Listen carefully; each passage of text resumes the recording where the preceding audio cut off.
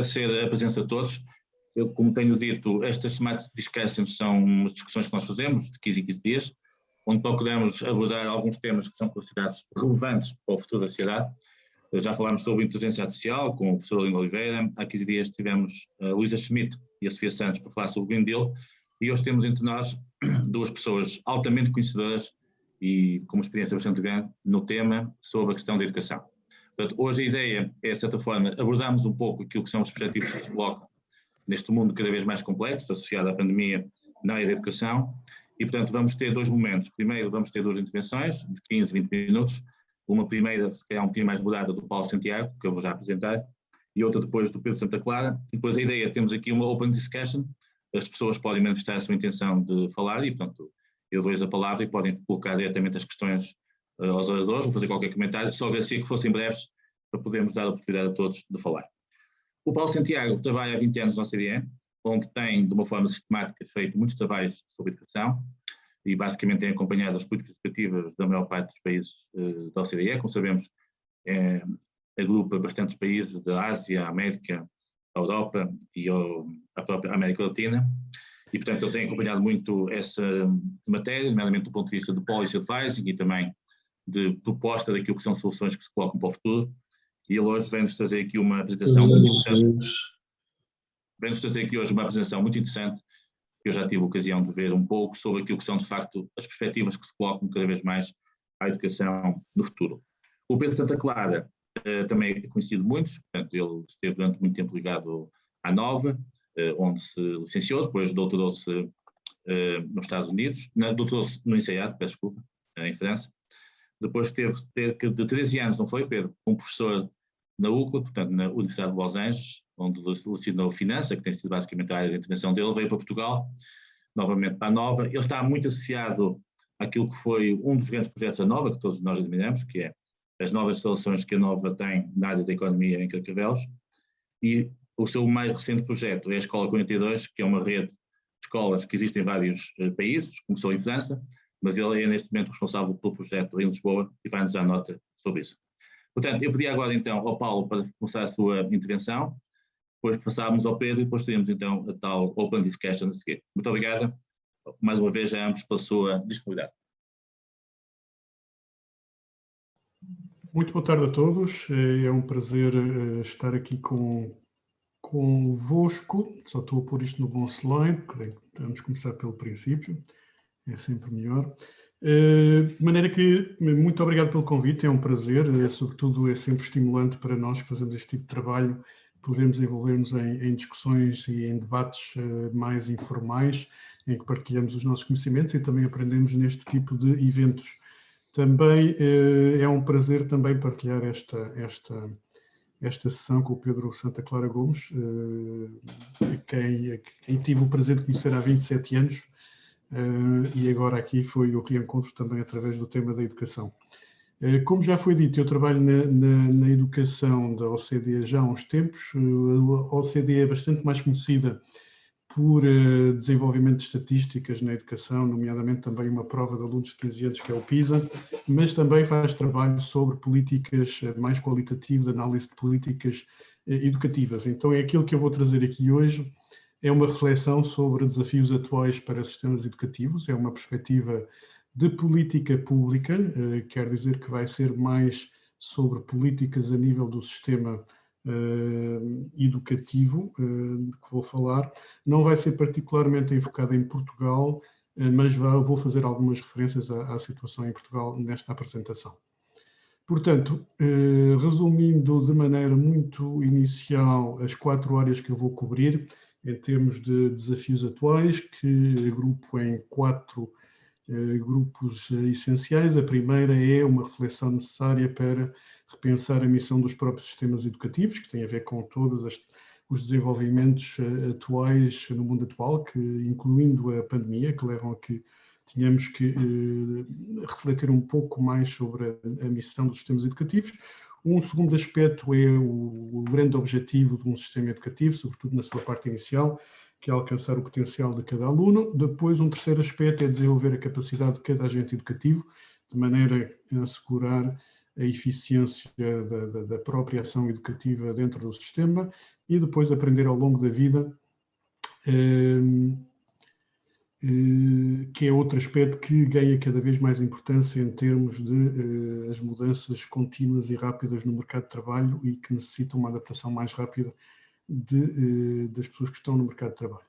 O primeiro aspecto, portanto, vou cobrir agora cada um dos 4 aspectos um bocadinho mais em detalhe. O primeiro aspecto, o repensar a missão dos sistemas educativos, vou decompô-lo em 3 aspectos essenciais: o repensar os objetivos de aprendizagem, a implicação em termos de redefinir os métodos de ensino e, finalmente, um terceiro aspecto que ganhou muito ímpeto agora com a pandemia, que tem a ver com a integração das tecnologias digitais na aprendizagem.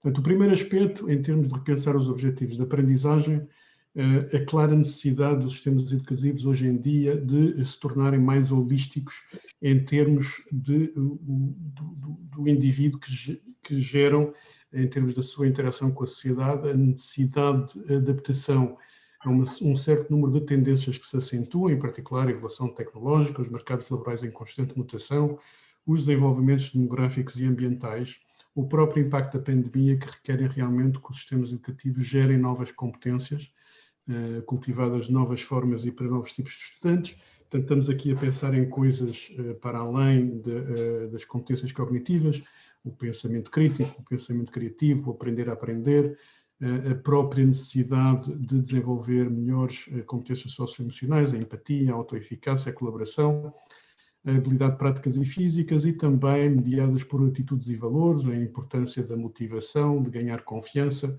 do respeito pela diversidade, enfim, todo um conjunto de competências que necessitam ser desenvolvidas e que vão muito para além de aquilo que se considerava há bastantes anos as missões essenciais dos sistemas escolares.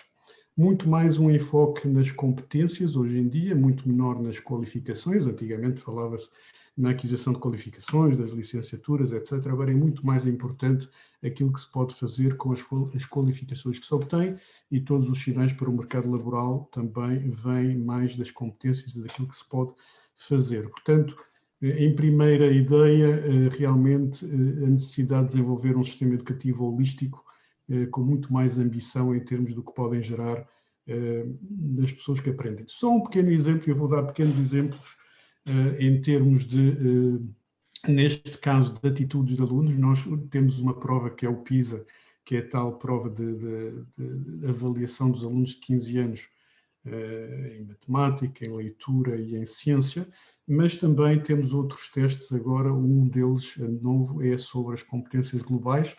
Isso também se perguntam, uma série de perguntas aos próprios alunos e, curiosamente, por exemplo, nesta atitude em relação aos imigrantes, que é algo que também para a qual as escolas contribuem, é interessante ver que em Portugal saiu no conjunto de países participantes como aquele que tem o maior índice em termos de atitudes mais positivas em relação aos imigrantes. Portanto, é um tipo de atitude que também o sistema educativo, para o qual o sistema educativo tem que contribuir. Um segundo aspecto essencial, e isso é consequência dos objetivos de aprendizagem que falei anteriormente, é a necessidade de repensar os próprios métodos de ensino. Primeiro, em termos de introduzir novos conceitos, por exemplo, a agência do aluno. Student Agency, em inglês, a ideia sendo que o aluno tem que ser aquele que realmente gera sua própria aprendizagem, aprendizagem centrada no aluno. Isso pode-se fazer de várias maneiras, através da própria maneira como se organiza a sala de aula, em termos de, por exemplo, perguntar aos próprios alunos aquilo que querem aprender para alcançar uma determinada competência. A necessidade de haver novos modos de interação, uma maior variedade de métodos de instrução, por exemplo, a maneira como se faz a interação dentro da própria sala de aula, por exemplo, o facto de poder haver a avaliação entre pares, a própria avaliação e os próprios tipos de projetos que são feitos dentro da própria aula, geram todo um tipo diferente de competências, inclui, por exemplo, coisas como a própria motivação dos alunos, e isso tudo tem muito a ver com a maneira como é realizada a aprendizagem. E penso que o Pedro vai falar dessa parte também, nas maneiras muito inovativas como se realizam estas interações na escola que ele gera. Outras coisas importantes têm a ver com o reconhecimento dos entornos de aprendizagem para além das instituições educativas formais, em termos de considerar que os alunos aprendem para além da escola e da universidade, a necessidade de haver novas interfaces com a sociedade. Tudo isto gera e permite alcançar todo o conjunto de objetivos de aprendizagem que mencionei anteriormente. Um terceiro aspecto na aprendizagem, que ganha cada vez maior importância, é a integração das tecnologias digitais na aprendizagem. O Covid claramente acelerou e intensificou o uso das TIC, não todos estavam preparados para elas, mas certamente foi um período em que os próprios alunos e os docentes adquiriram maiores capacidades, e agora isso com certeza vai potenciar uma maior utilização destas tecnologias, mas é preciso ter em conta que além dos vários benefícios potenciais que tem esta integração destas tecnologias, há um conjunto de riscos também a ter em conta, nomeadamente assegurar a qualidade dos recursos digitais, por exemplo, o facto da necessidade de haver interação entre os alunos, o fosso digital que poderá haver em termos de acesso desigual às tecnologias digitais, as disparidades na própria capacidade de utilização dessas capacidades e outras coisas tipo a integridade académica da avaliação. Portanto, há um conjunto de benefícios e riscos, o que implica repensar um conjunto de políticas para a introdução destas tecnologias digitais, por exemplo, a monitorização e a garantia da qualidade, as próprias maneiras de certificar e validar a aprendizagem e de preparar e apoiar e recompensar os educadores, por exemplo. Também pode levar em conta o financiamento, nomeadamente, por exemplo, no ensino superior, se as instituições de ensino superior utilizam em maior grau as tecnologias digitais e o ensino à distância em particular.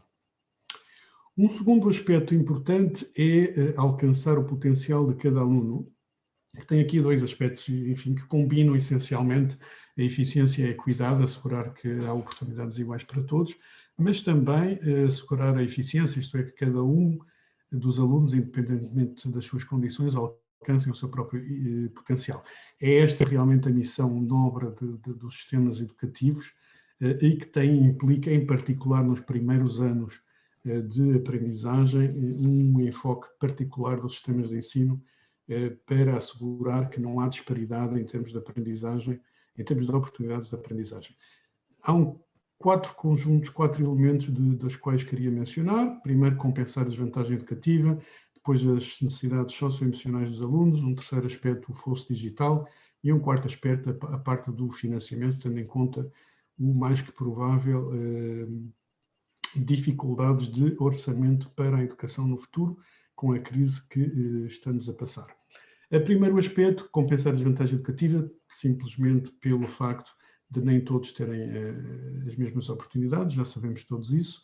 O Covid claramente mostrou e amplificou a desigualdade e a vulnerabilidade na educação e tornou muito mais visível o papel fundamental do sistema educativo na redução das lacunas de aprendizagem.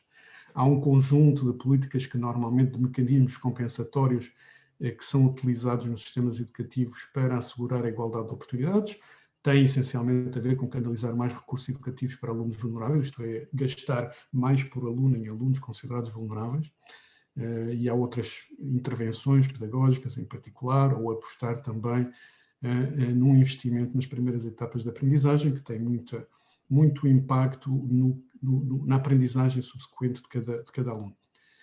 A importância também de notar que com a pandemia a própria natureza das desigualdades está a mudar, em particular a introdução do fosso digital, a própria lacuna informativa dentro da educação acentua-se, o próprio local onde se vive, por exemplo, em termos de acesso à internet, por exemplo, tem um impacto. Mas para além de um aspecto de igualdade de oportunidades, é importante cada vez mais que os próprios sistemas educativos caminhem em direção a um outro conceito, que é a inclusão, que não é exatamente a mesma coisa que a igualdade de oportunidades. A inclusão tem a ver com responder às necessidades individuais de cada aluno, em particular reconhecendo os seus próprios valores e representações culturais, com o objetivo de promover a sua autoestima e o seu sentimento de pertença ao sistema educativo. Um exemplo Só para dar um exemplo do conceito, tem a ver, por exemplo, que em certos países, quando existem minorias étnicas, que essas minorias étnicas se vejam representadas no currículo que é oferecido nas escolas, por exemplo. Neste aspecto da desvantagem escolar, muito rapidamente, já sabemos, eu não vou falar muito disto, mas Portugal continua, apesar do progresso que tem havido, ser dos países que fazem o PISA, o quarto país na Europa com maior repetência de ano escolar. Os alunos do PISA, portanto, têm 15 anos e, portanto, mais ou menos cerca de 30% dos alunos portugueses, quando chegam aos 15 anos, chumbaram pelo menos um ano. Mas o mais interessante é ver como é que isto se relaciona com o estatuto socioeconómico e, portanto, este gráfico mostra para os diferentes países da OCDE qual é a probabilidade relativa de repetir um ano, dependendo das circunstâncias socioeconómicas. E, portanto, a barra azul mostra que em Portugal, ou melhor, o triângulozinho cinzento mostra que há uma probabilidade 12 vezes maior quando um aluno é considerado desfavorecido. Baixa um bocadinho quando corrigimos, em termos da estatística, corrigimos para o desempenho na leitura, mas apesar de corrigir para o desempenho da leitura, mesmo assim ainda é 5 vezes maior a probabilidade de repetir o ano para um aluno que seja considerado desfavorecido em relação àquele que é considerado favorecido. Portanto, claramente há aqui uma situação de desvantagem e afeta muito mais o aluno desfavorecido. Em termos de expectativas dos alunos portugueses, uma coisa interessante é quando se pergunta aos alunos de 15 anos se esperam concluir o ensino superior e quando se comparam as expectativas daqueles alunos considerados favorecidos com os considerados desfavorecidos, vê-se que Portugal é um dos países onde a clivagem e a diferença nessas expectativas é maior, na verdade. E depois, ainda mais curioso, porque são gráficos que eu fui ver, temos muitos, mas depois fui ver aqueles onde Portugal se destaca mais. E depois, quando se considera uma situação de género, em particular a situação dos estereótipos por género, quando se pergunta aos alunos de 15 anos as expectativas de carreira em termos de áreas em que querem seguir, quando perguntamos àqueles que têm melhor desempenho, portanto, desempenho de topo, aos alunos, vê-se cá em Portugal, enfim, é o país onde a diferença é maior entre os rapazes e as raparigas, em termos de expectativas de fazer estudos profissionais em ciência e engenharia, quando são alunos de topo aos 15 anos em matemática ou ciências. E em Portugal é muito marcado o estereótipo, portanto, há muito mais rapazes que com bom desempenho em matemática aos 15 anos ambicionam fazer ensinos superiores em ciência e engenharia. E depois há a situação ao contrário, quando estamos a falar de ocupações relacionadas com a saúde. Portanto, aqui a clivagem também é maior de todas. Portanto, aqui são as raparigas que querem muito mais trabalhar nas áreas relacionadas com a saúde, quando têm bom desempenho em matemática e ciências aos 15 anos. O curioso aqui é que a clivagem é a maior de todas, é em Portugal. Portanto, os estereótipos ainda estão bem marcados. Portanto, aqui temos um aspecto de igualdade de género. Um segundo aspecto importante, e cada vez mais o papel dos sistemas educativos está a ganhar importância, tem a ver com o papel desses sistemas educativos na formação do bem-estar dos alunos. Isto porque há a evidência cada vez mais clara que o bem-estar do aluno está intimamente associado ao seu próprio desempenho académico. Portanto, isto reforça a necessidade para os sistemas educativos terem uma abordagem mais holística da educação, através de uma série de iniciativas, como, por exemplo, formação dos professores para apoiar melhor o bem-estar do aluno. Nós temos alguns elementos que também vêm do PISA, em termos do sentimento de pertença à escola, e eu não tive tempo de traduzir todos os slides, peço desculpa. Aqui temos umas perguntas que nós relacionamos com o sentimento de pertença à escola, portanto, compara Portugal com a média da OCDE. A parte de cima das perguntas é quando os alunos estão em desacordo com as afirmações que estão no gráfico e, em geral, há um sentimento de pertença em Portugal através destes sentimentos expressos nas diferentes frases, que é melhor em Portugal do que na média europeia. Portanto, não há um tema tão urgente em termos de sentimento de pertença à escola. Agora, o novo tema realmente e o novo perigo para as desigualdades tem a ver com o fosso digital, o que já está bem marcado. Quando as escolas fecharam, claramente vimos que os alunos os alunos vulneráveis tiveram muito mais dificuldades em dar seguimento à sua aprendizagem durante o encerramento das escolas e, portanto, é preciso ter em conta que agora, com o muito provável enfoque na introdução das tecnologias digitais na aprendizagem, é importante que os sistemas educativos avaliem cuidadosamente as potenciais implicações para a equidade. Então, uma série de políticas que podem ser implementadas para mitigar esse risco.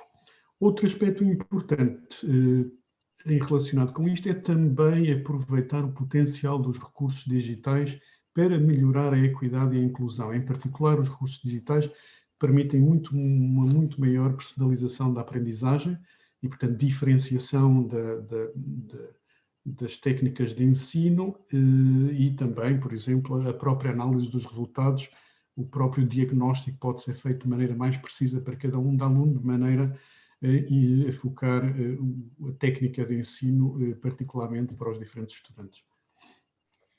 Aqui temos uma estatística em termos de acesso, para ver se há alguma diferença do fosso digital, o acesso a um computador para trabalho escolar em casa. As boas notícias é que em Portugal não há uma enorme diferença entre aqueles alunos que frequentam uma escola considerada favorecida de uma escola considerada desfavorecida. Há uma diferença relativamente pequena, mas isto são computadores para trabalho escolar em casa. Deve-se dizer também que Portugal, em média, eu não tenho aqui o gráfico, mas em termos de recursos digitais na escola, está bastante por debaixo, incluindo computadores por aluno, por exemplo, está bastante por debaixo da média da OCDE. Finalmente, o último aspecto, em termos de não pôr em perigo a igualdade de oportunidades, tem a ver com o financiamento, que vai estar sob pressão, o financiamento público da escola nos próximos anos. Portanto, é preciso muito mais justificar o gasto público em educação e demonstrar o uso eficiente dos recursos e ter em conta que haverá duas prioridades no futuro. O garantir a igualdade de oportunidades, assegurar que essa tal igualdade de oportunidades acontece, e uma segunda parte tem a ver com o investimento necessário se queremos integrar as tais tecnologias digitais na aprendizagem. Um terceiro aspecto tem a ver com as capacidades de cada agente educativo, portanto, fortalecer a profissão docente, repensar a própria organização das instituições educativas e também assegurar uma boa colaboração com os pais e as comunidades escolares. Temos todos a beneficiar dessas capacidades. Vimos muito no encerramento das escolas, que foi nos lugares e nas escolas onde estas capacidades são melhores, que houve uma melhor resposta e continuidade educativa. E, portanto, é importante aproveitar este ímpeto da pandemia também para fazer algumas reformas, em particular, por exemplo, na profissão docente, uma muito maior necessidade de formação para a utilização dos recursos digitais, para a utilização de pedagogias diferenciadas, uma formação para apoio ao bem-estar dos alunos, o repensar do tempo, uma melhor potência para trabalhar em colaboração e em redes, etc. Portanto, um conjunto de medidas para melhorar o profissionalismo dos docentes, o que implica uma certa agência e autonomia profissional, que provavelmente em Portugal, por exemplo, poderia melhorar. Nós também temos um inquérito que se chama o TALIS, que é um inquérito a professores, que essencialmente recolhe percepções dos professores de uma série de países. Isto são as médias para o tal TALIS, e recolhe informação sobre a frequência de utilização de certas práticas nas aulas, e aqui o que eu queria salientar tem a ver com o facto de, na maior parte dos países que participam neste inquérito, as técnicas de ativação cognitiva mais sofisticadas, como, por exemplo, resolver tarefas complexas ou trabalhar um projeto dentro da própria aula, ou dar aos estudantes projetos que durem mais de uma semana a completar, ainda são relativamente pouco utilizadas. Em Portugal, eu queria destacar, em termos de frequência de formas mais profundas de colaboração profissional, o facto de Portugal ainda está relativamente atrasado em termos de colaboração profissional entre docentes. Está um bocadinho dentro da média em termos de trabalho conjunto dentro da própria aula, apesar de que só apenas um pouco mais de 20% dos professores de português declaram envolver-se em atividades de ensino conjunto dentro da própria aula, mas depois pode-se ver que nas outras duas práticas deste slide, em termos de observar em particular a prática do colega ou participar em desenvolvimento profissional colaborativo, os valores são mínimos e portanto, não há realmente ainda uma cultura de colaboração e particularmente de juízo da atividade profissional do colega. Outro aspecto essencial tem a ver com a preparação dos próprios docentes para o uso das tecnologias. Este inquérito Thales também perguntou aos diretores das escolas se concordava se os professores têm as competências técnicas e pedagógicas necessárias para integrar os dispositivos digitais na instrução. Portugal está um bocadinho no meio, mas mesmo assim houve mais ou menos 40% dos diretores que declararam que não estavam preparados. A necessidade também de repensar a organização das próprias instituições, mais no sentido de repensar a liderança, dar-lhe mais autonomia, desenvolver uma cultura de melhoria contínua e também de abertura externa, de abertura à avaliação e à orientação ao apoio externos, e o desenvolvimento de comunidades de aprendizagem profissional que em Portugal ainda estão um pouco desenvolvidas. Finalmente, um aspecto que também ganhou força durante a pandemia tem a ver com a colaboração com os encarregados de educação na aprendizagem das crianças, cuja ajuda foi bem necessária, no processo de encerramento das escolas, e, portanto, há todo um potencial também para desenvolver no pós-pandemia para reforçar as tais colaborações com os pais na aprendizagem. Finalmente, um último aspecto tem a ver com o aprender ao longo da vida. 3 aspectos: adquirir a própria motivação, isto tem a ver com também ganhar competências na educação inicial para aprender ao longo da vida. Depois também, o segundo fenómeno, também há o aparecimento do que chamamos as credenciais alternativas, muitas vezes fora do sistema formal educativo e que têm um papel cada vez mais importante, oferecidos à distância, em forma modular e que cada vez mais são atrativas para quem beneficia delas e para os próprios empregadores. E o terceiro aspecto, a necessidade de continuamente diversificar a oferta educativa. Em termos de motivação para aprender ao longo da vida, a necessidade realmente de aproveitar, de ter em conta e de responder à necessidade de uma constante adaptabilidade dos indivíduos, porque as mudanças no mercado de trabalho são cada vez mais rápidas e, portanto, isso implica uma certa capacidade de aprender ao longo da vida. Isto desenvolve-se de muitas maneiras, em particular em termos de desenvolvimento de atitudes positivas em relação à aprendizagem, a importância da própria orientação profissional, enfoque também em aspectos socioemocionais e motivacionais para a aprendizagem, etc.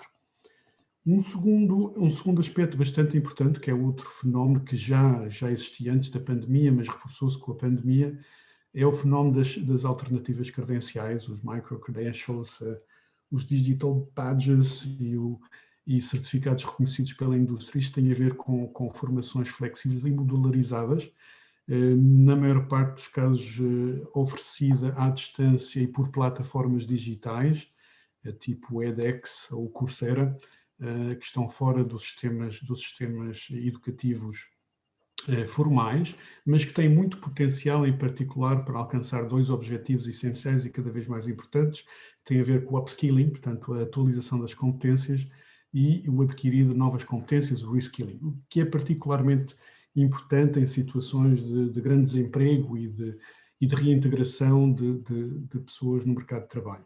Mas os desafios para a política pública são grandes, porque envolvem, em particular, mecanismos de garantia de qualidade, de incorporação nos marcos nacionais de qualificação, do próprio reconhecimento dos mercados laborais, da própria informação, e para que entendam o valor dessas formações. As próprias instituições, agora, de ensino superior em particular, estão cada vez mais interessadas nestas próprias ofertas e entrando neste mercado também. Finalmente, um último ponto, que tem a ver muito com o ensino superior, mas também com o ensino secundário, na sua parte final, tem a ver com a necessidade exatamente de diversificar a oferta para responder às necessidades, às aspirações e também às aptitudes dos alunos que chegam à porta de secundária. Portanto, a necessidade de diversificar essa oferta para responder às próprias aspirações dos alunos. Isso implica desenvolver um setor técnico profissional robusto que tenha boas ligações e coordenação com as ofertas correspondentes no ensino superior. Também a necessidade de haver boas conexões com os empregadores, as pontes entre programas académicos e programas técnico-profissionais, as oportunidades para a aprendizagem prática em local de trabalho, os estágios em particular, e a necessidade de informar sobre opções de estudo. Portanto, muito maior fluidez e capacidade de resposta dos próprios sistemas educativos. Pronto, isto foi, tentei o mais rapidamente possível apresentar um overview de uma reflexão e muito obrigado então. Até já para o debate. Muito obrigado, Paulo, por esta verdadeira lição que nos deu e que de facto é um verdadeiro luxo termos esta perspectiva e este overview sobre esta matéria. Eu passava de imediato ao Pedro Santa Clara. Como disse, há pouco tempo assumiu a direção da Escola 42, que é um caso de sucesso do ponto de vista de novas metodologias e que nos vai dar um pouco a experiência da sua Escola 42 em Lisboa. Pedro, muito obrigado também pela presença. Muito obrigado pelo convite. Obrigado ao Paulo por este reencontro e por esta lição.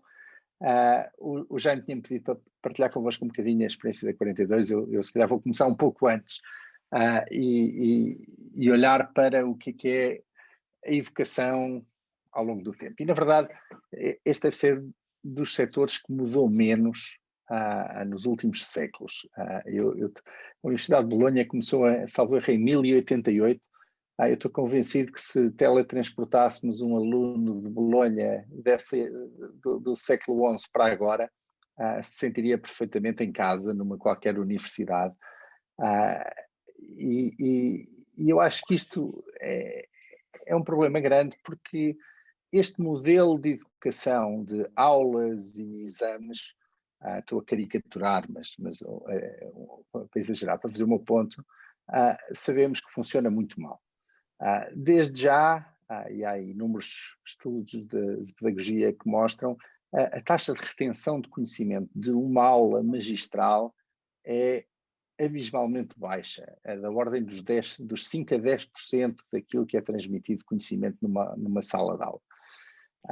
Um outro fenómeno que eu acho que todos notamos numa qualquer aula, e que é óbvio, é que não aprendemos todos ao mesmo ritmo.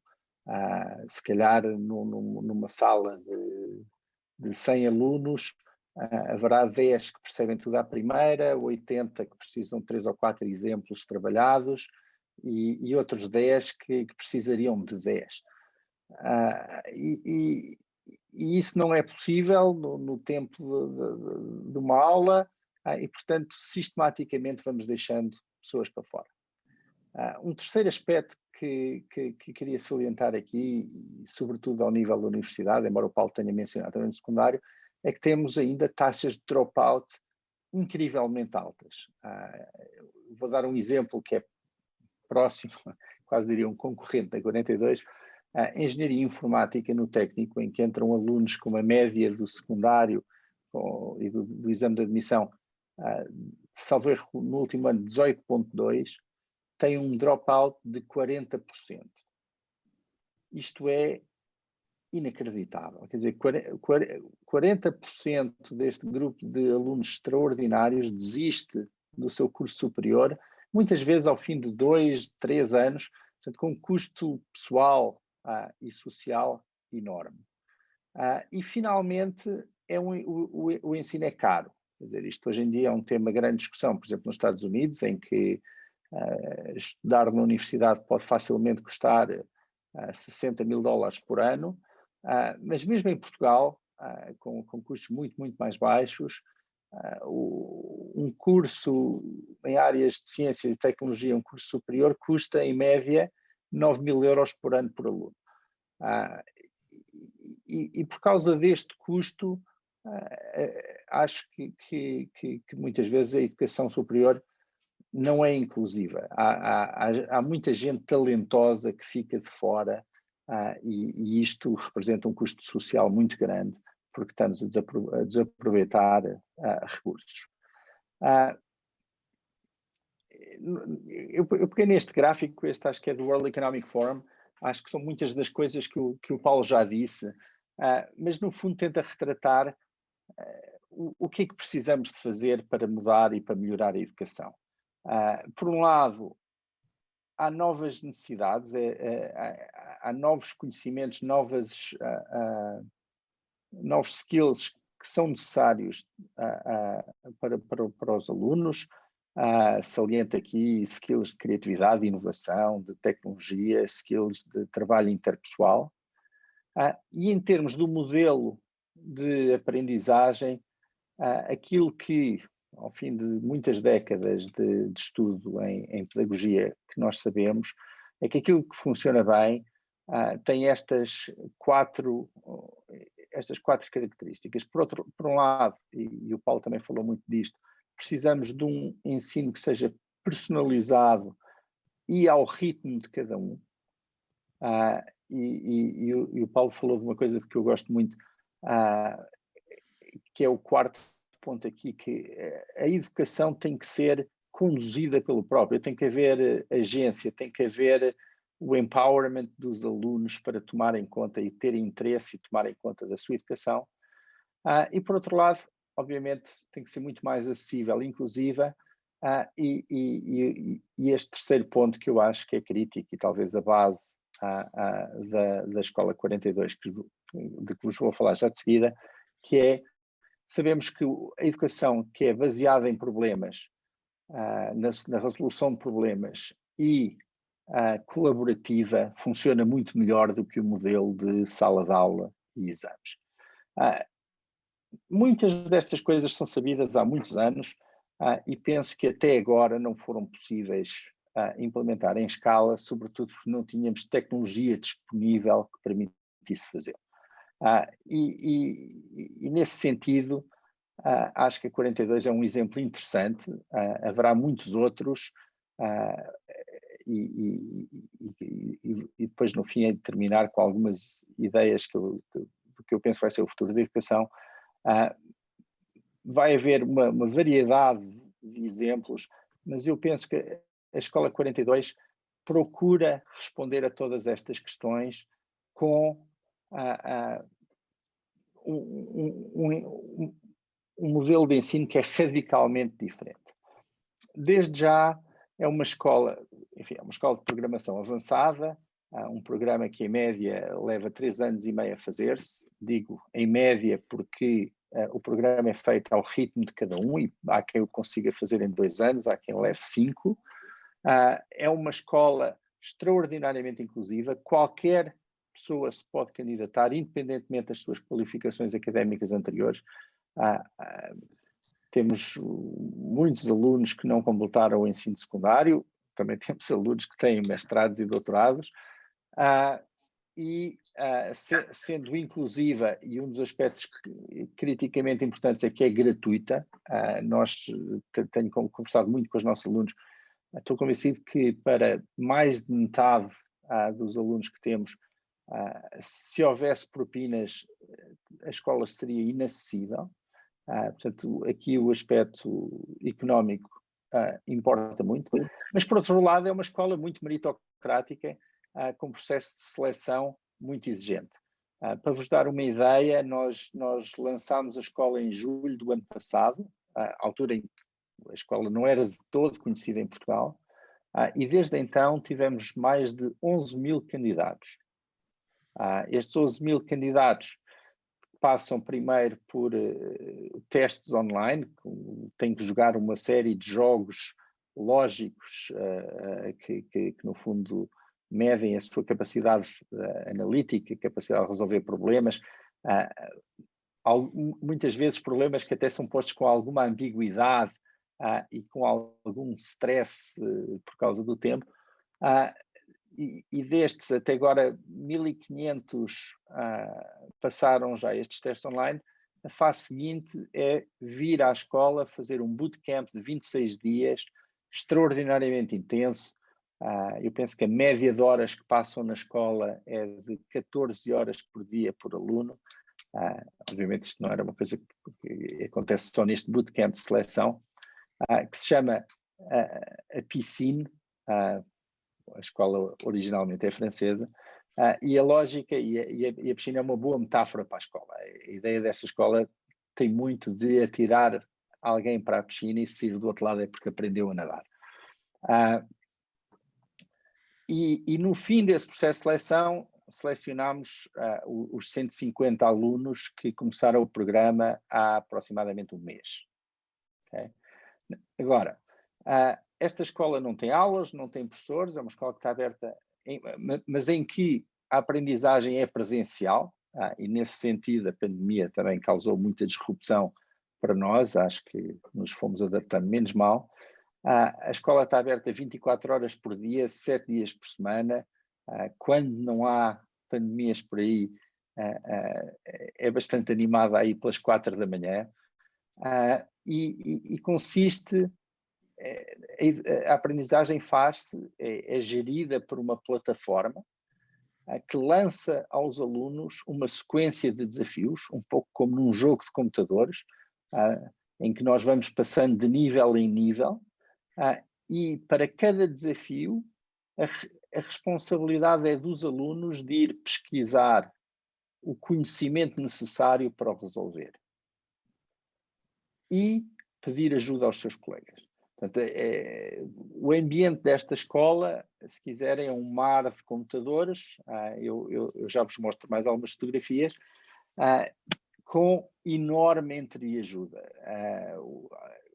Voltando à analogia de aprender a nadar, imaginem que eu quero ensinar a nadar 150 pessoas que estão numa piscina e lanço-lhes uma série de desafios, desde saltar para a água, tentar pôr a cabeça debaixo d'água e fazer bolinhas, bater os braços, bater as pernas, flutuar, e no fim destes exercícios todos eles aprenderam a nadar. E isto, a grande vantagem de ter uma série de colegas a aprender ao mesmo tempo é que se eu estou a ter dificuldade em meter a cabeça debaixo d'água, se calhar vejo que do outro lado da piscina há alguém que já conseguiu e posso ir lá ter e pedir ajuda e perguntar como é que se faz. Portanto, este é um bocadinho o ambiente. Para entusiasmar um pouco, há uma série de elementos de gamificação em que os alunos ganham pontos por isto e por aquilo, em que ganham badges por bons comportamentos, em que há uma avaliação mútua entre os alunos, que é muito engraçada porque cada projeto que é feito é avaliado por 2 colegas sorteados aleatoriamente, que recebem uma grelha de avaliação e têm que ir interpelar o colega e perceber o que é que ele fez, se funciona, se não funciona, e depois os avaliadores são eles próprios avaliados pela plataforma na medida em que o programa está ou não de acordo com o que eles ajuizaram. No programa, no fundo, como eu dizia, um jogo que tem 21 níveis. Este gráfico que vem aqui no meio é o plano de estudos, se quiser, que nós chamamos o Holy Graph, e que vai mostrando os caminhos que os alunos já fizeram e o que é que têm acessível para a frente. Nos primeiros 7 níveis, os alunos aprendem a programar em C, aprendem a gerir sistemas Unix, aprendem Python para Data Analytics, aprendem Full Stack Development, depois fazem um estágio de 6 meses numa empresa, voltam para a escola para se especializar nas áreas que quiserem, de cybersecurity, gaming, de kernel development e machine learning, de 3D modeling. Desculpa, isto é uma data de nomes ingleses, não faço ideia como é que estas coisas se dizem em português, mas tem mais de 20 áreas de especialização possíveis e cada um faz o seu caminho por este grafo à medida dos seus interesses e das suas ambições. O crítico nesta escola, e acho que isto se prende também muito com o que dizia o Paulo, é que para além das competências técnicas muito fortes com que os alunos saem, porque mais uma vez, quando eu aprendo um assunto motivado pela vontade de resolver um problema, aprendo de uma forma muito mais profunda do que quando estou a amarrar para um exame amanhã. e esse conhecimento fica durante muito mais tempo. Mas, para além disso, aquilo que é crítico nesta escola é que os alunos estão a aprender a aprender. Estão, nesta escola, a desenvolver um conjunto de competências de resolver problemas complexos, de pedir ajuda, de pesquisar por si próprio, de falhar muitas vezes e ter que voltar atrás e construir resiliência por causa disso, de avaliar e ser avaliados. E não é que nós ensinemos estes chamados soft skills em si mesmo, mas eles são desenvolvidos pelo próprio processo de aprendizagem. E é por isto que esta escola tem tido um sucesso extraordinário. Hoje, existem na rede 32 escolas 42, provavelmente vamos chegar ao fim do ano com 40, a taxa de empregabilidade é de 100%, os salários, por exemplo, em França, que é onde a escola começou e onde existe há mais tempo, tem de longe os salários mais altos à saída da escola, e portanto penso que é um sucesso muito grande e um exemplo entre muitos outros possíveis do que pode vir a ser o futuro da educação. Muito brevemente, só para vos dar nota dos nossos alunos, enfim, maioritariamente portugueses, até porque este foi um ano muito atípico para atrair alunos internacionais. Temos 4 grandes grupos de alunos, se quiserem. Temos alunos de 17, 18 anos que acabaram o secundário e vêm para a 42 em vez de ir para uma universidade tradicional. Temos um segundo grupo de alunos que estão já no ensino superior, mas por alguma razão insatisfeitos com o curso que estão a fazer e vêm para a escola para mudar de rumo. Temos também um grupo interessante de profissionais das mais variadas áreas, economistas, engenheiros, médicos. Um exemplo que eu gosto muito, temos um dos nossos alunos é um médico patologista que trabalha no Hospital da Luz, que está nesta escola porque acha que o futuro da patologia está na inteligência artificial e está muito insatisfeito porque acabou o seu curso há 3 anos e acha que está já completamente obsoleto. Mas há muitos exemplos destes. E finalmente o quarto grupo, muito importante, são de pessoas que estão ou desempregadas ou prestes a ficar desempregadas. E temos desde um piloto de aviação de longo curso da Norwegian, que de repente tem 1/10 dos voos que costumava fazer. Temos uma bartender que de repente não tem onde trabalhar. Uma variedade de backgrounds, uma variedade de idades. Temos alunos entre os 17 e os 55 anos.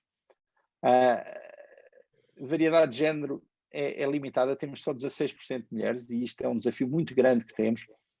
Toda a nossa comunicação é dirigida a mulheres, no sentido em que apresentamos sempre role models femininos, fazemos open house só para mulheres, enfim, para além dos outros, mas há claramente aqui um estereótipo qualquer que, como o Paulo mostra, começa muito cedo e que faz com que seja difícil atrair mais, mas o nosso objetivo é chegar a 50% homens e mulheres e, portanto, não vamos descansar até lá chegar.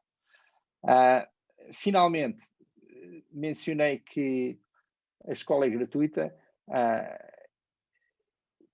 É gratuita para os alunos, mas obviamente custa dinheiro. Eu há pouco mencionei que a universidade pública em Portugal, nestas áreas tecnológicas, custa em média 9.000 euros por ano por aluno. O nosso custo é 1/3 desse, é mais ou menos 3.000 euros por ano por aluno, mas é substancial. A nossa escola eventualmente há de chegar aos 600 alunos, portanto estamos a falar de um investimento considerável que neste caso é integralmente financiado por mecenas privados, por pessoas e empresas que acreditam que ter uma escola de programação avançada é fundamental para o futuro da economia e do nosso país e que, portanto, estão a contribuir para este talento e estamos nós ainda aqui no desafio de tentar cativar o financiamento público, até porque queremos abrir em breve uma segunda 42 no Porto, enfim, ouvimos falar muito de bazucas e de fundos europeus em geral, mas até agora não temos sido capazes de chegar a essas fontes de financiamento. Só para terem um bocadinho uma ideia, só um minuto só para terminar. Sim, à vontade, muito bem. Só para falar um bocadinho do que é que eu acho que vai ser o futuro da educação. Eu estou verdadeiramente convencido que nos próximos 10 anos a educação vai mudar mais do que mudou nos últimos 1000. E isto é um pequenino exagero. Vamos, de facto, ter uma grande revolução tecnológica que vai possibilitar muitos novos modelos educativos. Este da 42 que vos apresentei é um deles, mas há muitos modelos possíveis híbridos entre o presencial e o online, e de facto a tecnologia traz a possibilidade de personalizar, de ter a aprendizagem feita ao ritmo de cada um. Portanto, todas aquelas necessidades que havia da educação são possíveis. Vamos ver muitos novos players neste mercado, não só os grandes instituições mundiais, as Harvards e Stanfords desta vida, vão competir internacionalmente em modelos online e híbridos, mas vamos ter também os grandes players tecnológicos a entrar. A Amazon, a Google já anunciaram projetos grandes e ambiciosos nesta área. E finalmente, acho que há aqui um efeito lateral da pandemia, que é fechámos em casa durante muitos meses empreendedores de todo o mundo que ficaram a ver os filhos a ter aulas por Zoom, muitas vezes frustrantes, e que saíram desta experiência com milhares de ideias, de novos modelos de aprendizagem. E posso dizer-vos que nestes últimos 3 meses terei falado com mais de uma dúzia de startups em EdTech que vão, de facto, trazer muita inovação. Um ponto final de atenção. Eu conheço melhor o ensino superior do que o secundário, mas penso que isto será transversal. Tenho uma preocupação muito grande que as nossas universidades sejam capazes de resistir a esta revolução.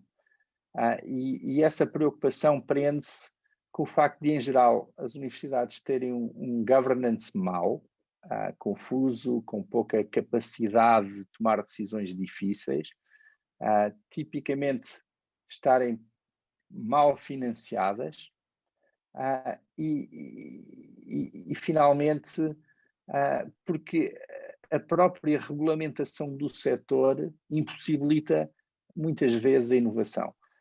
Para vos dar um exemplo concreto, esta Escola 42 nunca poderia ser acreditada em Portugal pela A3ES, porque os critérios que a A3ES usa para avaliar uma licenciatura ou um mestrado são coisas como o número de professores por aluno ou o número de horas de aula por semana, em que nós chumbaríamos completamente.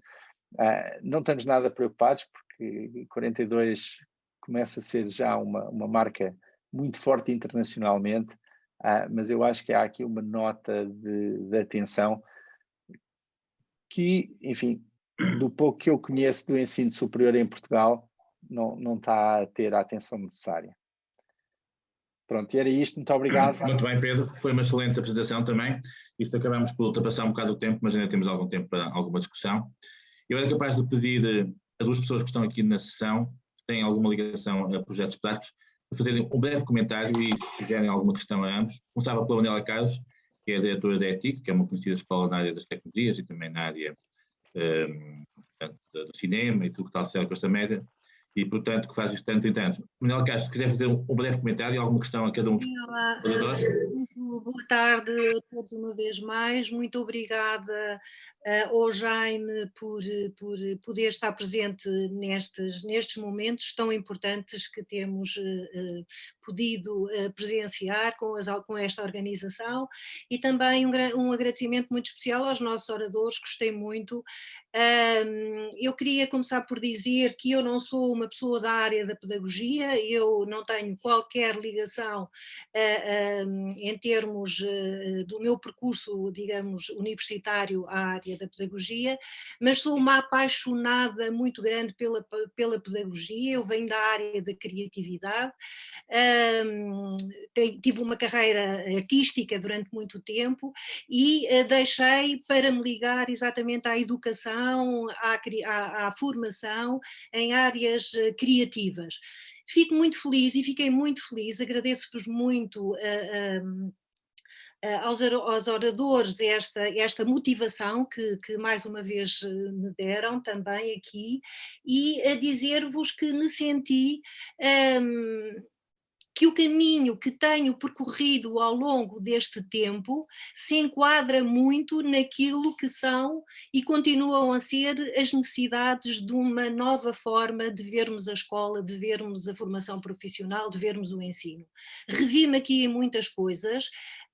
E a ETIC, que começou por ser uma escola profissional nas áreas da criatividade, se alargou a uma escola profissional, que foi aqui também muito falado hoje, na necessidade dessa ligação no secundário com a parte profissional, e depois, mais tarde, e já lá vão 15 anos, uma área do ensino, digamos, desde a mais tenra idade, desde os 4 meses até o 9º ano. E aquilo que nós temos aplicado é exatamente essa diferenciação que nós temos sentido entre aquilo que tem sido a nossa forma de ensinar e aquilo que normalmente é o ensino tradicional. Por um lado, essa liberdade de criar muitos conteúdos e de criar um modo diferenciado de chegar ao aluno. Por outro lado, também, muitos do nosso ensino ser dado exatamente nessa área do projeto, da parceria, de uma forma diferenciada daquilo que é estar dentro de uma sala de aula e da proximidade ao aluno. Nós temos, em termos da ETIC, o professor Pedro Santa Clara falava aqui que nunca teria sido, que o projeto da 42 nunca seria reconhecido pela agência da A3S, e eu diria que a ETIC também não. Nem nunca quisemos ser, e tivemos um percurso de ter entrado num Politécnico, e o dia mais feliz que tive depois da compra do Politécnico foi o dia em que o vendi, porque na realidade não há possibilidade de criar, não nos deixam criar novos ciclos de estudos, novos conteúdos, e portanto o ensino acaba por ser todo ele muito igual, quando na realidade nós sabemos que os nossos alunos não são iguais, têm maneiras de ensinar, de aprender diferentes, percursos diferentes, tudo aquilo que me foi dito. Eu fiquei muito feliz por perceber que talvez esteja no caminho certo, e muito obrigada pela vossa contribuição. Muito bem. Não sei se o Francisco Silva também está aqui e que está ligado também ao projeto de escola, quer dar uma pequena nota ou fazer alguma questão? Olá, boa tarde a todos. Não sei se quer colocar alguma questão rápida também, ou Pedro, não, poderia também, no fundo, dar os parabéns ao Jaime e aos oradores, porque de facto são apresentações estimulantes e inspiradoras para aquilo que todos nós estamos ligados à educação fazemos. Eu estou num projeto de uma escola, que é uma escola internacional, no Porto, que é o CLIP, que tem muito a ver com tudo aquilo que estamos aqui a ouvir falar, que é o aluno ser o centro da aprendizagem, que é a diferenciação da aprendizagem, de cada aluno ter o seu ritmo de aprendizagem, que é, no fundo, preparar alunos, mas também preparar cidadãos. E ao preparar cidadãos estamos a falar de competências, estamos a falar dos chamados soft skills, que tão enfatizados foram agora aqui, e que de facto é um dos grandes problemas da nossa sociedade, que é, temos escolas programadas e formatadas, acima de tudo, para notas, e a nota não é um fim. Nós não estamos a preparar ninguém no ensino superior, entre aspas, há muitos casos de sucesso, como é óbvio, mas depois muitas vezes os miúdos não têm o sucesso esperado, porque de facto não têm os soft skills, não têm a resiliência, não têm a capacidade de comunicar, de trabalhar em equipa, de pensar fora da caixa. E eu penso que esse é um dos grandes problemas. Aliás, havia um grande pedagogo que faleceu ano passado, Sir Ken Robinson, que eu gostava muito de ouvir, porque pensava muito fora da caixa e que serve muito de inspiração à nossa escola, que eu acho que resume tudo aquilo que nós estamos aqui a discutir, que é, o grande problema é estrutural. Temos um modelo de ensino que é do século XIX, professores do século XX e alunos do século XXI. Isto explica muita coisa do que está a acontecer na educação. Portanto, é este o caminho, é pensarmos fora da caixa e preparar cidadãos para um mercado de trabalho. E eu acho que o sistema tradicional não está a preparar os miúdos para um mercado de trabalho. Nós estamos a trabalhar para, fala-se em números, que às vezes até fico assustado com as percentagens que se diz de novas profissões que ainda vão surgir, e nós temos que preparar esses miúdos para essas profissões. Portanto, o miúdo tem que ter a capacidade de ir aprendendo, de aprender ao longo da vida, lifelong learners, principal citizens, preparados para a mudança, e portanto sinto-me gratificado, é gratificante estar a ouvir tudo aquilo que está a ser dito, porque estou envolvido num projeto. Eu também não sou desta área, sou economista, fomos colegas, eu e o Jane, e vim parar à educação há cerca de 17 anos, e isto é gratificante, é estimulante e gratificante estar nesta área, porque dá gosto, estamos a formar pessoas e cidadãos. Muito bem. Eu, antes de passar a outras pessoas, se calhar fazia uma pergunta muito rápida ao Paulo e ao Pedro, que tem a ver com a questão do Erasmus e de iniciativas como estas. Vocês pensam que o projeto Erasmus tem sido considerado absolutamente crítico para o aumento e o reforço da mobilidade internacional dos estudantes? Poderá no futuro reforçar esta dinâmica do futuro da educação? Ou como é que veem o futuro de um projeto como o Erasmus? Ou acham que ele tinha que ser reciclado e se calhar adaptar-se às novas tendências da educação? Começava talvez por Paulo e depois passava ao Pedro. E depois passamos a mais comentários. Paulo. Eu não tenho uma opinião muito informada. Eu próprio fiz o Erasmus, já foi há muitos anos. Não sei exatamente como está a funcionar atualmente. Enfim, o objetivo do Erasmus sempre foi, essencialmente, gerar aquela interação entre alunos de diferentes países para desenvolver certos soft skills, incluindo de tolerância, de abertura à diversidade cultural, etc. E também, obviamente, tem aquela vantagem de, através das experiências no estrangeiro, aprender e trazer todas as aprendizagens do país onde se está para o seu próprio país. E eu creio que todos nós, provavelmente, já tivemos a sensação que, indo ao estrangeiro, aprendemos muito mais sobre Portugal do que se estivermos só em Portugal. E, portanto, penso que há esse aspecto importante. E também a construção europeia também tem-se baseado muito no Erasmus. O problema do Erasmus tem sido mais o acesso. Portanto, há uma percentagem muito pequena de alunos que têm acesso ao Erasmus. E, portanto, de uma certa maneira, ainda é um bocadinho elitista. Há um projeto que nós colaboramos com a Comissão Europeia de uma muito maior expansão do Erasmus a partir da próxima década, em que o objetivo é justamente tornar o Erasmus mais inclusivo, um bocadinho dentro do espírito que estamos aqui a falar. Quando isso se tornar mais realidade, poderá ser o caso, mas com certeza que ajuda na partilha de práticas, na aquisição de novas ideias que podem depois ser aplicadas em países distintos. Mas o Paulo, já agora complementando, antes de passar ao Pedro, acha que a questão da mobilidade internacional vai ser crítica para o futuro destes sistemas educativos de que falou? Eu não estou tão seguro. Não estou tão seguro para os sistemas educativos. A mobilidade acontece muito mais a nível do ensino superior. Creio que vai ter relativamente pouco impacto nos sistemas pré-terciários.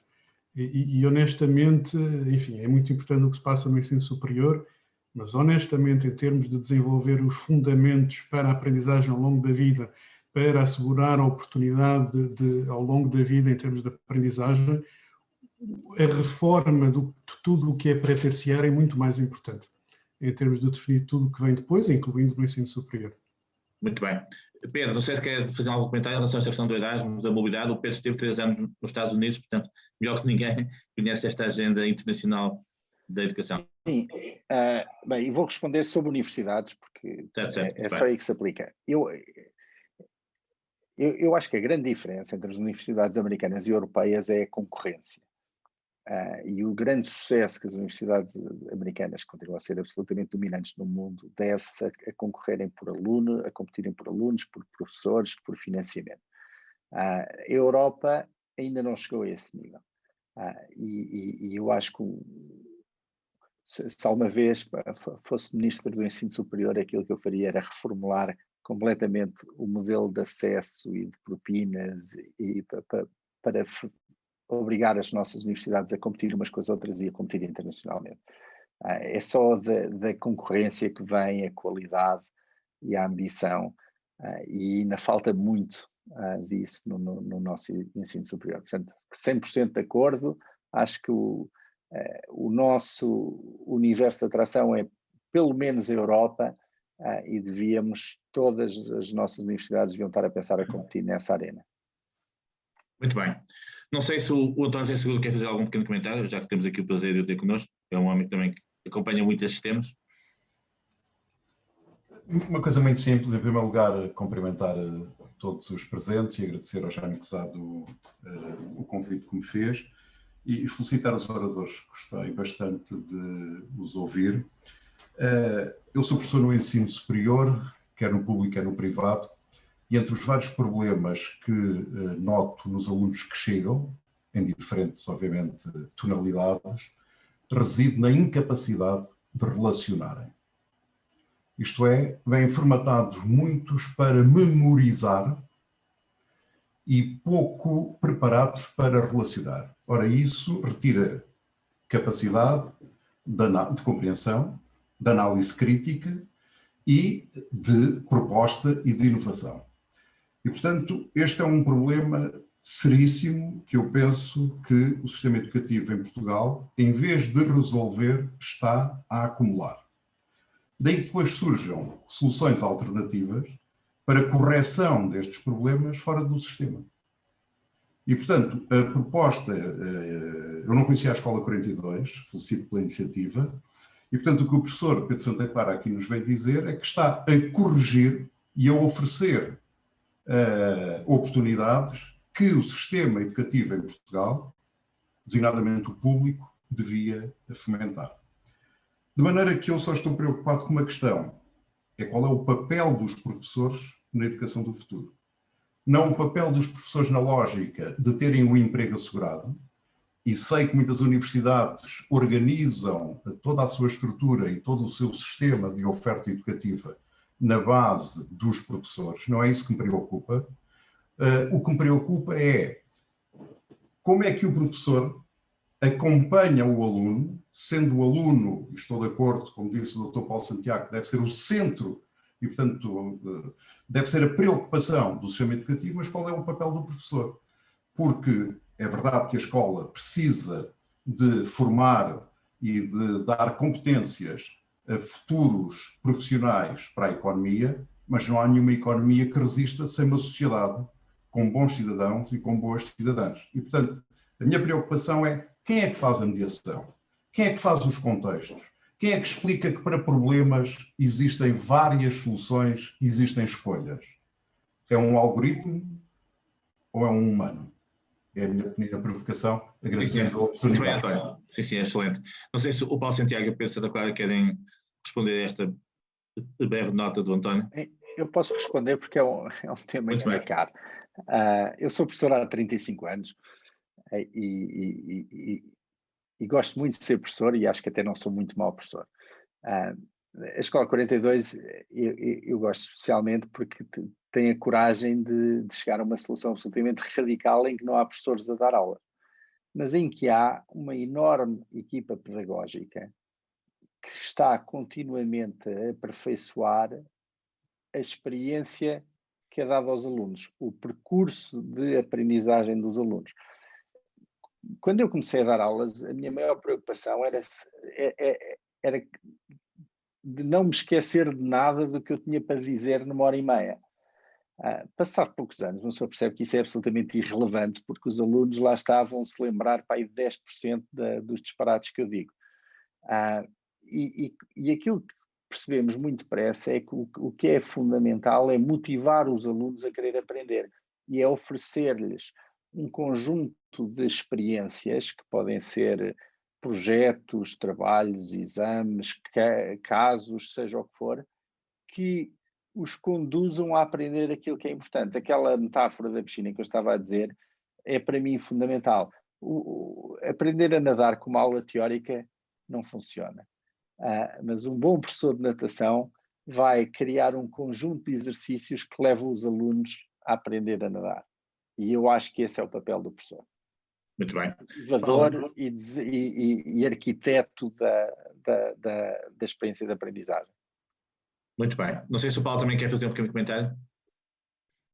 Quer dizer, eu não posso falar de experiência própria porque não dou aulas no ensino superior, mas o único comentário que eu faria tem mais a ver com a especificidade também da Escola 42, no sentido que, enfim, de maneira muito saudável, leva a agência do aluno ao extremo e, portanto, tem uma série de muito boas práticas nesse sentido, em termos motivacionais, etc. Mas, ao mesmo tempo, estamos numa área de especialização dada que implica também selecionar um conjunto de alunos que está altamente motivado e que tem uma clara vocação para a matéria que está a ser ensinada. Portanto, é um contexto de aprendizagem que favorece muito o ambiente criado. Eu creio que o problema mais geral em termos do ensino superior é a motivação e o acesso a cursos para os quais os alunos não estão necessariamente motivados, nem se encaixam bem, etc. Portanto, aí haverá que realizar mais uma reflexão sobre a adequação da oferta e da procura, isto é, se as ofertas estão bem adequadas e se depois, uma vez dentro do curso, haverá uma organização pedagógica que permita a motivação dos alunos durante os cursos. Também, eu não sei muito bem a estrutura de custos da Escola 42, mas imagino que poderá ser algo cara para o bolso público aplicar dentro de uma escola pública, mas não sei, o Pedro talvez saberá eventualmente em termos de estrutura de custos se seria muito custo. Custa um terço por aluno por ano, custa um terço do ensino superior público em Portugal. Muito bem. Nós temos aqui algumas pessoas também ligadas à tecnologia, nomeadamente o Joyce Fernandes, que durante algum tempo foi o Global Leader de Educação numa conhecida multinacional. Não sei se o Joyce quer fazer algum pequeno comentário a partir da experiência que teve nesta área. Muito breve, está bem, assim, alguma novidade? Sim, viva, Jaime. Antes de mais, muito obrigado. Saúde todos os presentes. E do ponto de vista da tecnologia, aquilo que me é mais caro, já muito foi dito, mas a Escola 42 é efetivamente um exemplo a ter em conta e que possivelmente já é conhecida por esse mundo fora e assim o deve ser, porque transportará muito de bom e de inovador que se faz neste país e que é um exemplo, Jaime. E não tomo mais tempo. Muito obrigado. Sim, senhor. Temos agora aqui o Pedro Lopes, que penso que também tinha uma questão para o Paulo Santiago e o Pedro Santa Clara. Pedro. Sim, olá, muito boa noite. Em primeiro lugar, agradeço a todos, ao Jaime, em especial por ter convidado, e aos oradores, fantástico conteúdo. Eu sigo a Escola 42 desde o início, praticamente, em França, em Paris, e conheço bem a história do fundador. Parabéns, Pedro, por isso também parabéns, Dr. Paulo, pela intervenção fantástica. É uma linha de orientação fantástica. Eu só vos deixo aqui talvez uma reflexão, mais que uma pergunta, uma reflexão para ser falada, que é em relação ao eixo. Para mim, os soft skills não existem já, para mim são hard skills, são skills principais. E mais que competências são essenciais, mas há um tema aqui muito fundamental, que é a família. E a família, estamos a falar do mindset da família, porque nós estamos a criar provavelmente um novo modelo educacional que estou totalmente de acordo, vem do século XIX, está completamente ultrapassado há décadas, mas nós temos enraizado mentalmente nas famílias quando essas crianças têm esta abordagem nova à aprendizagem, chegam às famílias que têm uma disrupção completa. Como é que vamos cruzar? Ou como é que se pode cruzar? E como é que se deve cruzar esta aprendizagem com o mindset familiar? Porque Muito aí bem. é onde está depois o problema. Sim, senhor. Boa pergunta, Paulo. Não sei se quer comentar esta questão da família, que também Não, é uma questão importante, efetivamente, quando se querem mudar culturas e mentalidades no sistema educativo. Eu vou dar só um exemplo. Por exemplo, é conhecido que em países do Sudeste Asiático, por exemplo, na Coreia do Sul ou no Japão, os exames para entrar na universidade é o exame da vida, e os alunos investem imenso nesse exame para poder entrar na melhor universidade possível. Curiosamente, depois, quando entram na boa universidade, relaxam e estudam muito pouco, na verdade. Portanto, vai todo o investimento vai para esse exame de maneira realmente um bocadinho excessiva. Isso condiciona toda a aprendizagem no ensino secundário, etc. E os diferentes governos têm, na verdade, tentado reduzir a importância desse exame de entrada na universidade. Mas o que é curioso é que são os pais que têm posto a pressão sobre os professores para continuarem a ensinar para esse exame. E, portanto, isso é um exemplo realmente onde é envolvente, e em particular os encarregados de educação, não conseguem ajudar na mudança da mentalidade. Outro exemplo, que é válido em Portugal, por exemplo, tem a ver com a repetência, que é talvez a melhor demonstração que o sistema não está a tentar o suficiente adaptar-se ao aluno, mas é mais ao contrário. O aluno tem que se adaptar ao sistema e de maneira que a repetência de ano em Portugal continua elevada. Isso porque é que acontece? Porque ainda na mentalidade se associa a repetência à exigência, quando não tem a ver uma coisa com a outra necessariamente. Tem a ver mais com acompanhamento e com proporcionar as condições exatamente para os alunos alcançarem os objetivos. Mas esse é outro exemplo, efetivamente, que há uma certa resistência, porque são os próprios pais a ter dúvidas sobre o facilitismo, como lhe chamam, mas que na verdade não tem a ver com isso. Muito bem, Paulo, excelente. Pedro, quer comentar alguma coisa em relação a esta nota da família? Gosto muito da minha família. Não sei, não conheço pouco do assunto para estar a comentar. Muito bem. Sim, senhor. A Idalina, penso que também gostava de fazer uma breve questão. Idalina, faz favor. Agradecer que fosse breve. Olá a todos, boa tarde. Eu queria agradecer realmente as partilhas, gostei muito porque estou completamente neste alinhamento, mas uma das perguntas que eu já tinha feito foi realmente relativamente a minha preocupação é com os professores, que é aquilo que o Dr. Pedro disse. Eu adoraria que fosse verdade, que daqui a 10 anos já vamos ter um modelo de ensino completamente diferente. Eu espero, estou muito otimista e espero mesmo que sim, mas a minha questão é realmente a preocupação é com os professores. O que é que se pode fazer, o que é que está a ser feito para que comece desde já a haver aqui uma formação, porque como já alguém disse, é aquilo que eu partilho, daquilo que acompanho, que realmente não há ainda em geral, já há exceções felizmente, mas ainda não há aquela preparação para esta nova metodologia, principalmente com a estrutura dos horários que existem, ou seja, se publicamente continuarmos a ter aulas, como eu vejo a minha filha de 11 anos a ter de 2 horas seguidas com 5 minutos de intervalo, em que ela chega ao fim de 1 hora, já não está a ouvir, o Dr. Pedro disse 10%, e se calhar acho que nem 5% eles conseguem captar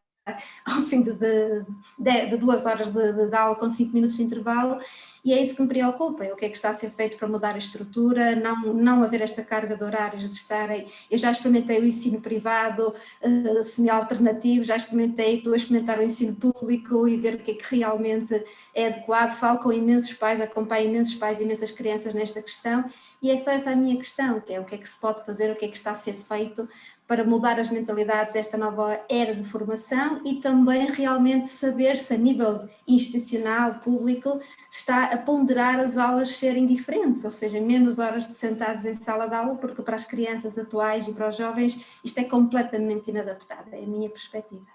E obrigada. Bem, sim, senhor. Não sei se querem comentar, Paulo e Pedro, brevemente, mas também estamos a começar a chegar ao fim.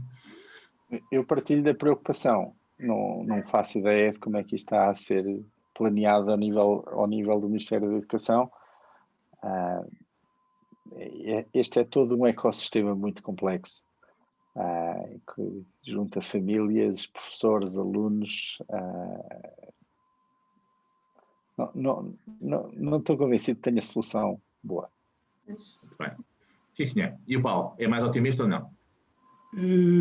Sou, mas leva tempo. É essa um bocadinho a resposta. O problema é que, em particular no ensino pré-terciário, onde esses aspectos são ainda mais importantes, porque os alunos não são tão independentes na sua aprendizagem.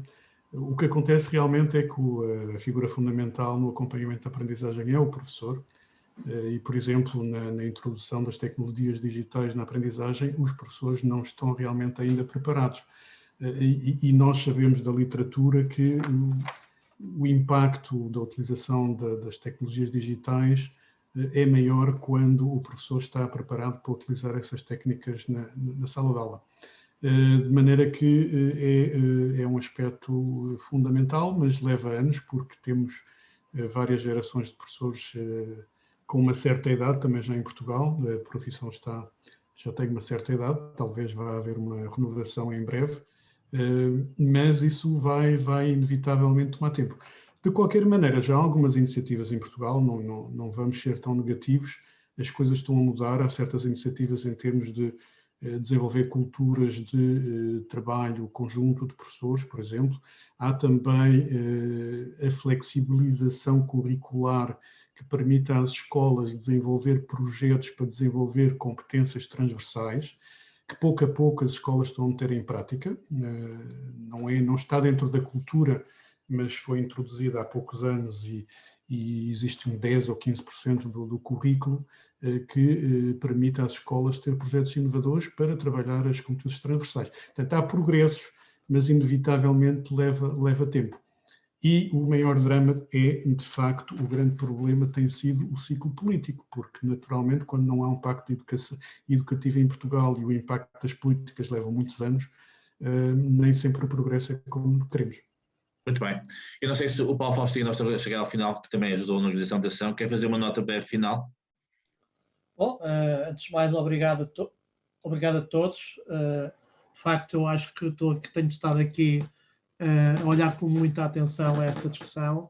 Eu sou professor na Universidade do Porto, também dou aulas nas universidades estrangeiras e também sou professor convidado na Escola Superior de Comunicação Social em Lisboa. Mas estou plenamente de acordo com estas abordagens. Eu acho que a pandemia, digamos, e o pós-Covid irá, creio eu, acelerar algumas dessas tendências e nós vamos assistir cada vez mais ao microlearning, a ações de alguma forma, ou seja, as universidades estão a perder efetivamente o exclusivo do conhecimento no sentido de o lecionar. E, portanto, isso acho que é um desafio, não é só um desafio, evidentemente, em Portugal.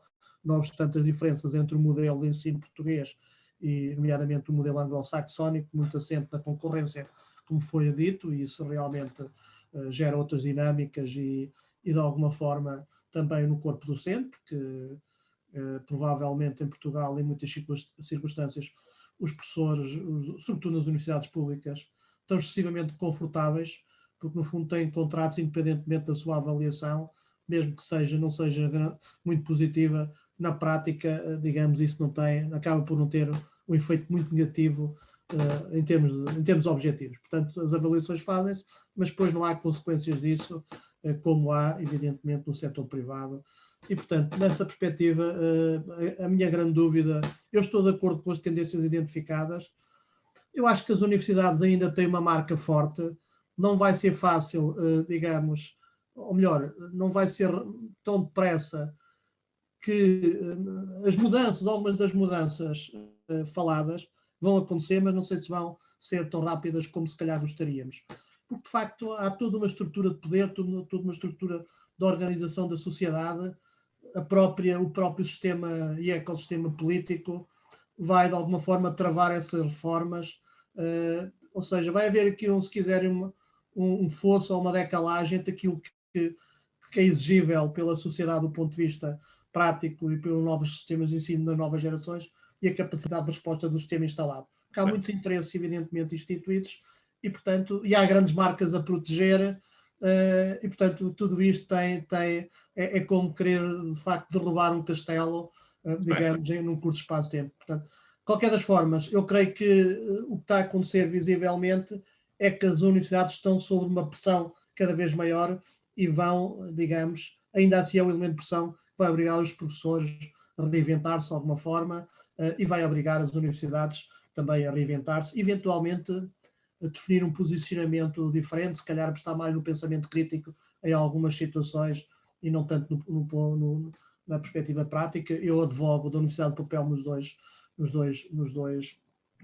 prismas. Aliás, nem sequer faço testes aos alunos, portanto, revejo muito pelas metodologias que foram aqui faladas. Ou melhor, hoje já não faço testes, faço essencialmente trabalhos para aprender a fazer. E, portanto, mas isso eu acredito muito que o sistema que aqui foi falado alternativo vai conseguir fazer o seu caminho e é preciso essa resposta para a sociedade. Portanto, muito bem. Gostei muito de ouvir, digamos, abordagens. Nós estamos a chegar às 7h30, portanto foram exatamente 90 minutos. Eu peço desculpa, realmente ultrapassamos um bocado o tempo, mas acho que de facto foi uma discussão muito boa. Queria agradecer mais uma vez ao Paulo Santiago, ao Pedro Santa Clara, a amabilidade que tiveram na preparação das belíssimas intervenções com que nos brindaram. Nós vamos, com a autorização dos dois, disponibilizar aos participantes essas mesmas apresentações, de facto estão muito bem feitas, e também vamos depois gravar, a sessão está a ser gravada e será disponibilizada. Mais uma vez, muito obrigado a todos, continuação de uma boa semana e até breve. Boa tarde.